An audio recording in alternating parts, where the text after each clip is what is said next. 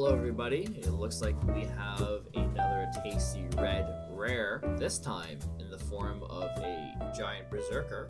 It's nice to see that we're getting some more berserkers in Kaldheim, and also it seems like giants are making more of an appearance as well. After falling in love with the legendary giants from Theros Beyond Death, I'm hoping to see some more legendary giants from Kaldheim. We haven't seen any yet, but hopefully there's a chance of that. The spoiler we have for today is Calamity Bearer. It's 2 generic and 2 red.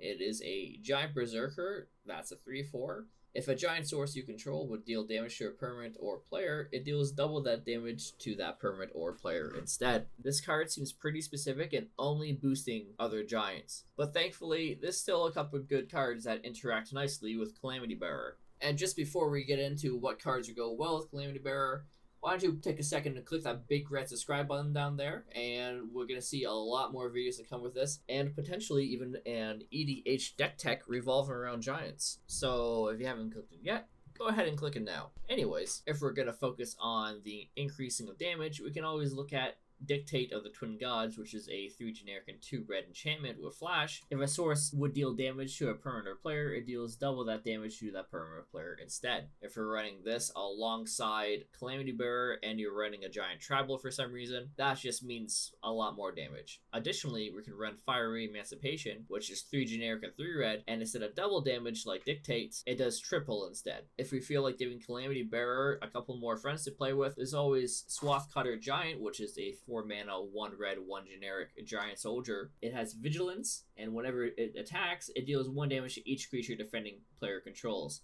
With Calamity Bearer, that obviously becomes 2, and this additionally is a 5/5, so when it attacks, it deals out 10 damage. Another friend that we can throw in is Sunhome Enforcer, which is 2 generic, 1 red, and 1 white.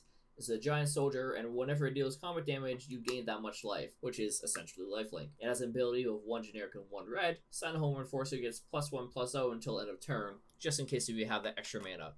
And it starts at a base 2/4. Another giant spell that attracted my attention when reading this card is Giant's Ire, which is a 3 generic 1 red tribal sorcery, which is giant. It does 4 damage to target player, and if you control a giant, you draw a card. So instead of 4 damage, that becomes 8 with Calamity Bearer on the field. Additionally, I didn't have any real good giant-centered commanders, but I found a few that we could possibly throw this into a deck. Possibly if you're going for Aurora's God of Victory, which is a 2 generic, 1 red, 1 white god with Indestructible. As long as your devotion to red and white is less than 7, it's not a creature. Creatures you control have menace, and you prevent damage that will be dealt to attacking creatures you control. Imagine just having a bunch of these giants on the field dealing double, triple damage, while they all have menace and completely immune from combat damage. If you wanted to go the partner route, we could have our main partner as Tarl, which is a 2 generic, 1 red, 1 white. Whenever it enters the battlefield or attacks, target creature you control gains double strike and lifelink until end of turn. Throw that onto one of your giants that's on the field alongside Calamity Bearer,